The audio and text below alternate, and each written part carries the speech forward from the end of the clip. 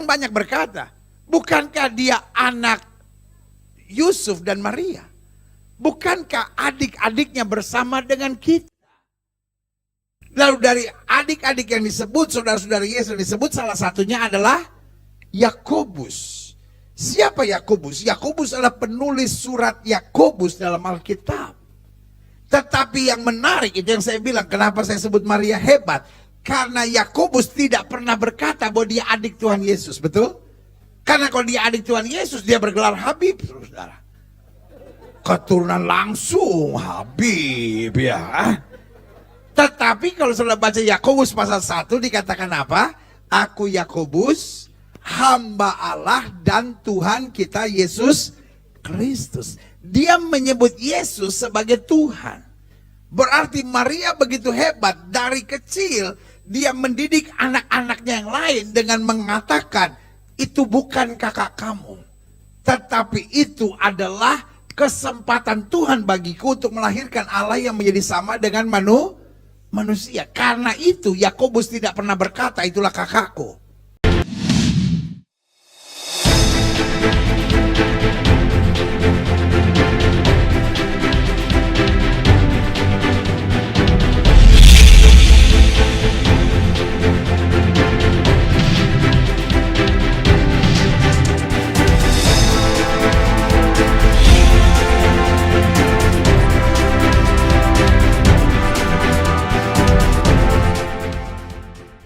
Kita memeriksa Alkitab dengan lebih teliti, maka saya percaya bahwa Yesus itu mempunyai saudara-saudara hasil hubungan Yusuf dan Maria.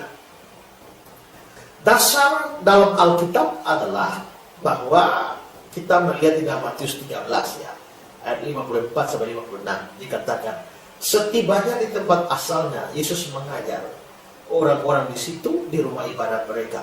Maka takjublah mereka dan berkata, dari mana diperolehnya hikmat dan kuasa mengadakan mujizat itu? Ayat 55. Bukankah ia ini anak tukang kayu? Bukankah ibunya bernama Maria? Saudara-saudaranya Yakobus, Yusuf, Simon, dan Yudas? Dan bukankah saudara-saudaranya perempuan semuanya ada bersama kita? Jadi dari mana diperoleh semuanya itu?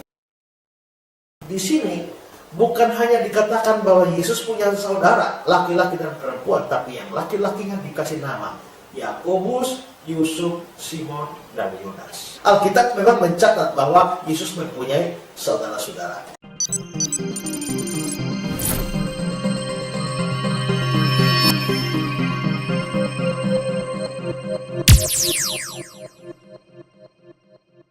Saudara-saudari, kita melihat bahwa pendeta Gilbert dan pendeta Estrasoro dan juga mungkin pendeta-pendeta lainnya mengajarkan bahwa Yesus mempunyai adik kandung atau mempunyai saudara-saudari kandung.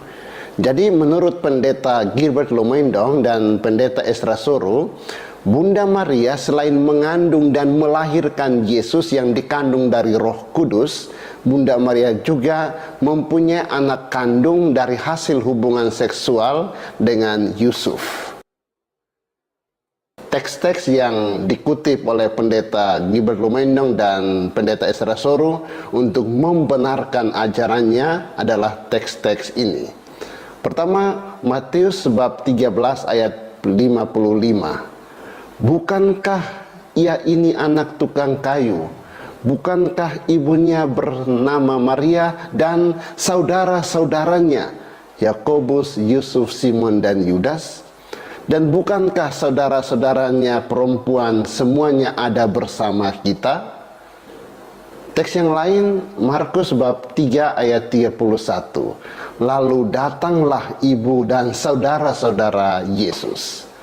Juga dari Galatia bab 1 ayat 19.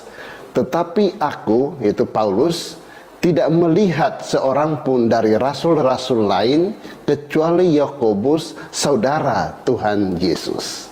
Dari teks-teks ini, pendeta Gilbert Lumendong dan pendeta Estrasoro dan gereja-gereja Kristen non-Katolik atau Protestan berkesimpulan bahwa Yesus mempunyai saudara-saudari kandung.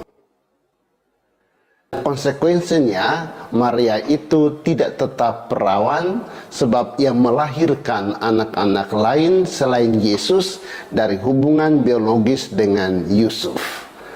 Soal keperawanan Maria bisa kita bahas pada kesempatan lain. Gereja Katolik mengatakan atau mengajarkan bahwa Yesus tidak mempunyai adik atau saudara kandung. Bunda Maria hanya mempunyai satu anak, yaitu Yesus yang dikandung dari Roh Kudus. Berikut penjelasannya. Perlu diketahui bahwa bagi orang Yahudi dan juga orang Timur pada umumnya, pengertian saudara itu bisa sempit, bisa juga amat luas. Baik kata Ibrani ak maupun terjemahan Yunaninya adelphos dapat mempunyai macam-macam arti. Pertama, saudara kandung. Misalnya, Kain adalah saudara atau adik Habel dalam kitab Kejadian bab 4 ayat 2. Yang kedua, bisa berarti saudara tiri. Misalnya, Raja Filipus adalah saudara tiri Raja Herodes dalam Markus bab 6 ayat 17 sampai 18. Yang ketiga, sanak keluarga atau kerabat. Misalnya dalam Kejadian bab 13 ayat 8, yaitu Abraham berkata kepada Lot keponakannya itu, kita ini saudara. Terjemahan LAI yaitu kita ini kerabat, dan masih banyak contoh lainnya. Dari contoh-contoh ini dapat disimpulkan bahwa pengertian saudara itu bisa sempit, bisa juga luas. Jadi saudara-saudara Yesus tidak harus berarti saudara-saudara kandung Yesus. Selain itu, kita dapat mengutip Yohanes bab 19 ayat 25 sampai 27. Dalam Yohanes bab 19 ayat 25 sampai 27 dikatakan bahwa Yesus menyerahkan ibunya ke dalam pemeliharaan murid yang dikasihinya. Seandainya Yesus itu mempunyai banyak saudara atau saudara kandung, mengapa Yesus tidak menyerahkan Maria bundanya kepada saudara atau saudari kandungnya? Rasanya aneh kalau Yesus repot-repot menyerahkan ibunya kepada muridnya, yaitu Yohanes. Dengan beberapa argumentasi ini, disimpulkan bahwa Bunda Maria hanya mempunyai satu anak, yaitu Yesus yang dikandung dari Roh Kudus. Istilah saudara-saudara Yesus bukan berarti saudara kandung. Gereja Katolik mengajarkan bahwa Yesus tidak mempunyai saudara kandung atau adik kandung. Dan ini tafsiran resmi Gereja Katolik sejak abad-abad awal gereja. Dalam Katekismus Gereja Katolik nomor 500 dikatakan, kadang-kadang orang mengajarkan keberatan bahwa di dalam kitab suci dibicarakan tentang saudara dan saudari Yesus. Gereja selalu menafsirkan teks-teks itu dalam arti bahwa mereka bukanlah anak-anak lain dari perawan Maria. Yakobus dan Yosef yang disebut sebagai saudara-saudara Yesus dalam Matius bab 13 ayat 55 merupakan anak-anak seorang Maria yang adalah murid Yesus dan yang dinamakan Maria yang lain dalam Matius bab 28 ayat 1. Sesuai dengan cara ungkapan yang dikenal dalam Perjanjian Lama, mereka itu saudara-saudara Yesus yang dekat. Jadi, saudara-saudara Yesus itu bukan saudara-saudara kandung, tetapi adalah sepupu Yesus atau orang lain yang berasal dari keluarga kerabat Maria. Sekali lagi kita tegaskan bahwa Gereja Katolik mengajarkan secara resmi bahwa Bunda Maria hanya mempunyai satu anak, yaitu Yesus yang dikandung dari Roh Kudus. Yesus tidak mempunyai adik kandung atau saudara kandung yang dilahirkan dari Bunda Maria dalam hubungan seksual dengan Yusuf seperti yang dikatakan atau diajarkan oleh pendeta Gilbert atau pendeta Estrasoro. Saudara-saudari, semoga umat Katolik semakin diteguhkan dalam imannya dan tetap memiliki keyakinan bahwa Yesus tidak mempunyai adik kandung. Bunda Maria hanya melahirkan satu anak, yaitu Yesus yang dikandung dari Roh Kudus.